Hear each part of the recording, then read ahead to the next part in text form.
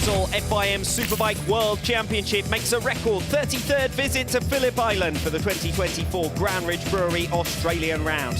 Just under 100 kilometres south of Victoria State capital Melbourne, this nature paradise provides spectacular scenery and the perfect escape from Europe to an early summer for the first race weekend of the season. This afternoon, the Phillip Island Grand Prix circuit becomes the first to host 70 Superbike races. It's been missed off the calendar just twice since it took over from Oran Park as World SBK's Australian home in 1990. The fastest track of the year, only 16 seconds per lap on the brakes and just 7 braking zones. The 3 biggest are our overtaking hotspots.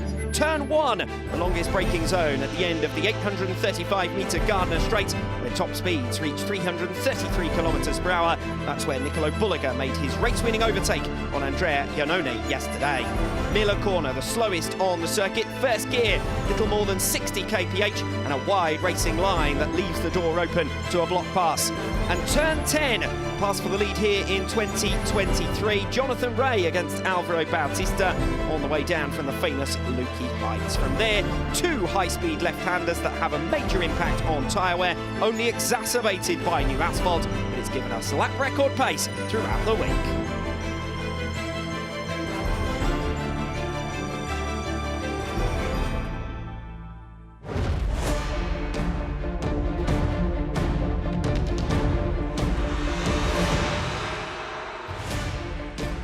Five different podium finishers, 4 of our 5 manufacturers already on the rostrum. A rookie winner, Nicolo Bulliger in race 1, and a first victory in 4 years for Alex Lowes in the Superpole race. Let's hope 2024 continues to be a season of surprises.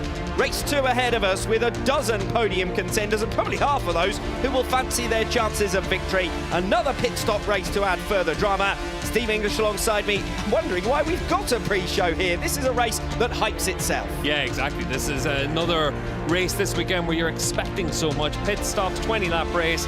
If it delivers half the excitement we've had across the board on the 30 laps of action so far this weekend, then we're going to get something really special delivered. Yesterday's race with the pit stops, we were able to see Nicolo Bulliger claim his first race victory of his Superbike career. To come through from the second row of the grid, it's going to be a bit more of a challenge for him, but it's going to be exciting to see what the number 11 can do.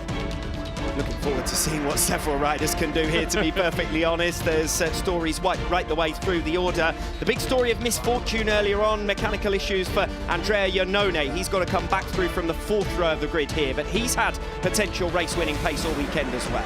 Yeah, and for Iannone, you'd have to say that the return to racing for him really has gone perfectly, and he's got the opportunity now to really prove his mettle, prove his racecraft now after such a lengthy delay having to come through the field. Alex Lowes, he has upgraded himself not only to being a race winner for the first time since 2020, but also to being our pole sitter for race 2 this afternoon after his victory in the Superpole race. Seems a long time ago now, doesn't it? We're closing in on 5 p.m. local time. But Lowes 4th in race 1 and your winner in the Superpole race. So great performance from him earlier on. This is Alvaro Bautista. More challenging weekend it's been, certainly for him. He was only 9th on the grid for race 1, went down at turn 10, came home in 15th for just a single championship point. And the man who'd been beaten just once in his previous races here with Ducati scored 15th in race 1, 4th in the Superpole race earlier on today. Yeah, the crash yesterday obviously took away his chance of scoring well, but he had the ability to be right up there inside the top 5 yesterday, finishes 4th in this morning's race. So if he comes away with 2 top 5s from those races, obviously it's not what we've come to expect from Bautista here at Phillip Island, but I think he would have viewed it a little bit differently than what we have up to this point in the weekend. For Bautista, the target has to be get onto the podium, leave Phillip Island with a decent haul of points, and then move on to the next round in Catalunya. Still chasing his first victory. Could it be this afternoon? Andrea Locatelli, 2 second places here at the Phillip Island Grand Prix circuit. He qualified P6 originally. He's now up to 2nd place on the grid, so one of the big winners of that Superpole race, and he's had potential race-winning pace throughout as well. 2 riders yesterday were really impressive on their outlap. It was Nicolo Bulliger that managed to win the race, and Locatelli. Toprak Razgatlioglu obviously left pit lane a little bit early. He was able to match Locke's pace on the outlap. Those 3 riders were really good at being able to get up to speed straight away. Obviously, after what we saw in the Australian Superbike Championship with a big engine blow up and a lot of oil and fluid left down in the racetrack at turn 2. That'll make the outlap pretty tricky for the riders, just to get themselves immediately with that confidence to be able to attack after the pit stops today. But those riders were the ones that really made up the most time as possible. Yes, that oil shed at turn 2 is the reason for the delayed start this afternoon. But the advantage for the Superbike riders is we've just had a 9-lap Super Sport race, so plenty of laps and plenty of bikes going through that particular area. And hopefully there's nothing remaining there to concern our Superbike stars, as Toprak Razgatlioglu makes his way now down at pit lane. Pit exit will close in just under 4 minutes' time, and then we'll be building up to going racing around 1/4 the hour, so don't go anywhere. Toprak Razgatlioglu then with 5th place in qualifying, 5th place yesterday afternoon as well, and then 3rd place in the Superpole race. So if his weekend is to finish with that perfect record, it'd have to be another 3rd place, but he would be hoping to make further progress here. I think that might be a little bit of a stretch for the BMW at this stage. Yeah, I think that these races, though, they do help because of the way that you're able to manage that tyre and you're able to use it through the course of the race. But for Toprak, if we didn't have the pit stops, it would be almost impossible to stay at the front. But we do have them, and that means that he's going to have that grip for most of the race. It'll be key to see if riders opt to change their strategy from yesterday as well. A lot of riders pitted on lap 8, and maybe they pit a little bit later in this race. So a look at the starting grid for race 2 of the Grand Ridge Brewery Australian Round in 2024. Some big winners and losers from the Superpole race. Andrea Iannone dropping from P2 down to P10 as a result of finishing down in 14th position with that technical problem while he was right at the front of the field. Alex Lowe's benefiting to go P1, took his first race victory in 4 years, so he climbs from P3 to P1. Andrea Locatelli up from P6 to P2 and completing the front row of the grid. Toprak Razgatlioglu originally qualified in 5th, but now starts in 3rd after rounding out the podium in the Superpole race. Alvaro Bautista climbs from P9 to P4, and then further back, Nicolo Bulliger dropping from P1 after the Superpole session and his race 1 victory. He was 5th in the Superpole race earlier on today. Remy Gardner drops from 6th to 7th, and Dominique Egerter, Remy Gardner lining up 6th, and Dominique Egerter dropped from P4 to P7.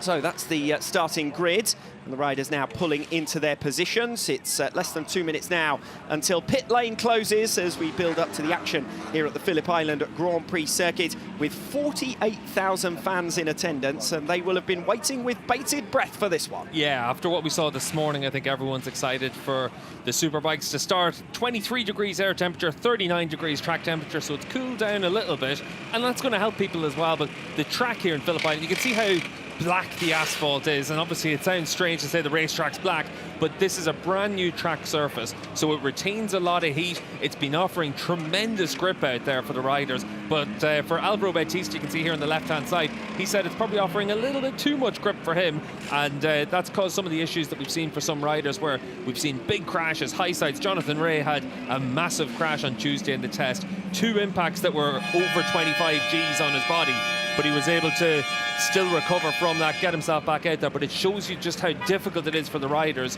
to deal with crashes like that, and the conditions have caught them out with the track. But for all of these guys, they know that now it's a case of 20 laps and get what you can from this race. Alex Lowe's not yet up into position, but he will be lining up from P1. Alongside him, Andrea Locatelli, 2 second places in the 2 races thus far, made some great progress in the latter stages of race 1 yesterday afternoon. Let's see what he can now do from a front row grid slot. Toprak Razgatlioglu, 3rd on the grid, a 5th and a 3rd in his 2 debut races with BMW, looking to win on his debut weekend here at Phillip Island, a circuit where he won previously, of course, on his debut with Yamaha. I don't think Toprak's got that pace to win the race. He's been a couple of tenths of a second slower than everyone else, but he's in the battle, and that's all you can really ask for from the BMW, and that's a good sign of the progress that they've been able to make over the winter. Next BMW on the grid is Garrett Gerloff down in P14, so Razgatlioglu certainly showing the way for the German manufacturer. He enjoyed a recent factory visit there and said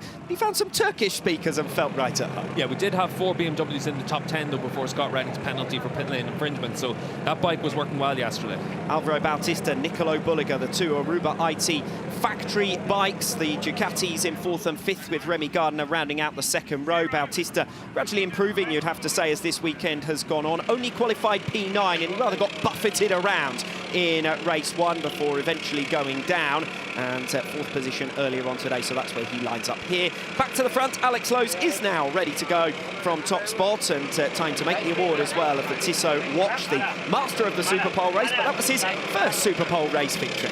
Yeah, and for Lowes, this is a big moment for him as well, to try and move on from that Superpole race and then give yourself a chance in race 2 as well. He's been fast all the way through this weekend. The change of crew chiefs has certainly helped him, and for Lowes, if he's able to come away with battling for the podium again, then it's been a really good start to the year here in Phillip Island.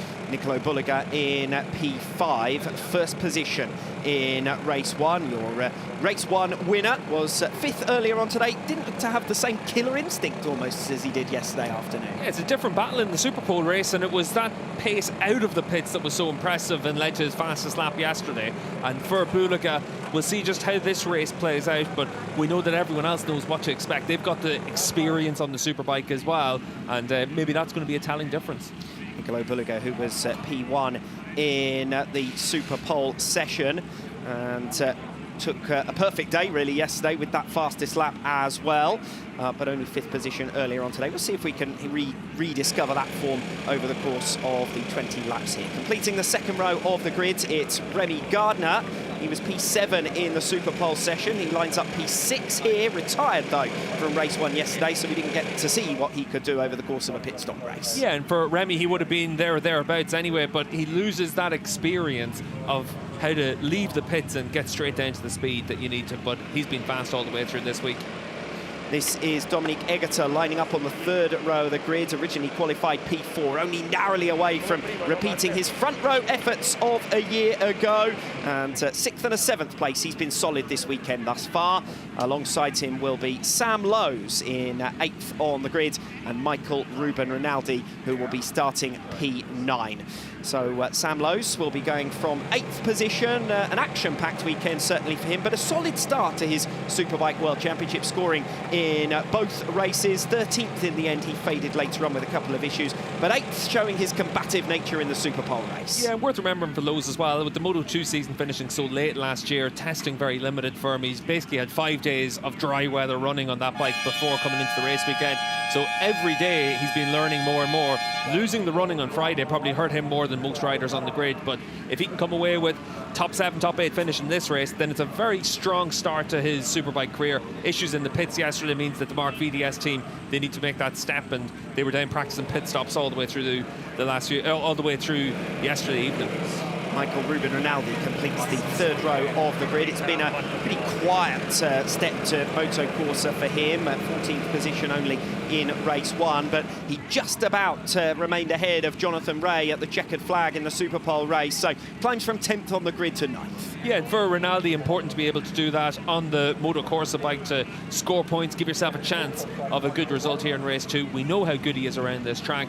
If, again, for him and that team, it's about trying to give themselves a chance of being able to score decent points. Row number 4 then for Andrea Iannone, Jonathan Rea and Danilo Petrucci, the best of the riders from Superpole who didn't make it into the front 3 rows of the grid via the Superpole race. Iannone qualified P2 in Superpole, walked away with a podium finish in race 1 for P3, but mechanical difficulties earlier on today left him consigned to 14th, so he failed to score. He's dropped to 5th in the point standings.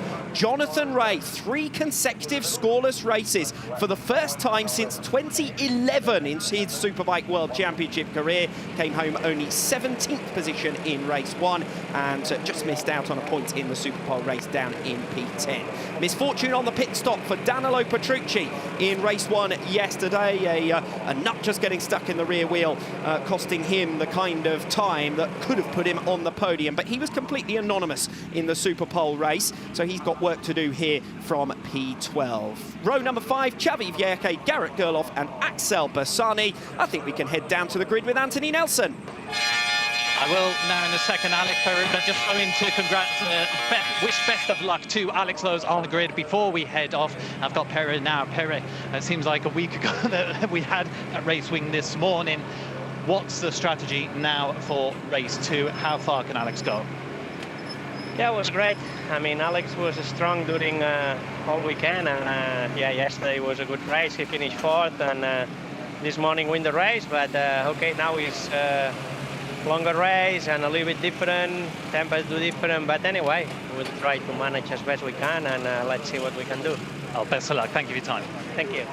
Alex Lowes in his first race weekend with Parariba as crew chief. He's become the de facto team leader at KRT after the departure of Jonathan Rea. Secured his first race victory since race 2 here in 2020, the third race victory of his career, his first podium since Indonesia last year, and his 5th podium in Phillip Island. His teammate is Axel Bassani, lining up from 15th on the grid. Bassani looked much improved actually in the Superpole race, coming home in 11th position, but it wasn't good enough to climb, and that Superpole weakness has left him with another mountain to surmount here. He starts in 15th position. Michael van der Mark, another rider who really would have hoped to make some progress in the Superpole race, because he was superb in race 1 from 16th on the grid all the way up to 7th. He was not able to repeat that feat earlier on this afternoon. He came home for P16, and that's where he will start again here on the grid. Behind him, Bradley Ray and Philip Ertel. Neither of them have scored this weekend. Scott Redding, who was 11th in race 1 for his only points thus far in Phillip Island. Here, Tito Rabat, Taz McKenzie and Adam Norridin rounding out your 22-rider field. But it's 3 different manufacturers on the front row here: Lowes, Locatelli and Razgatlioglu.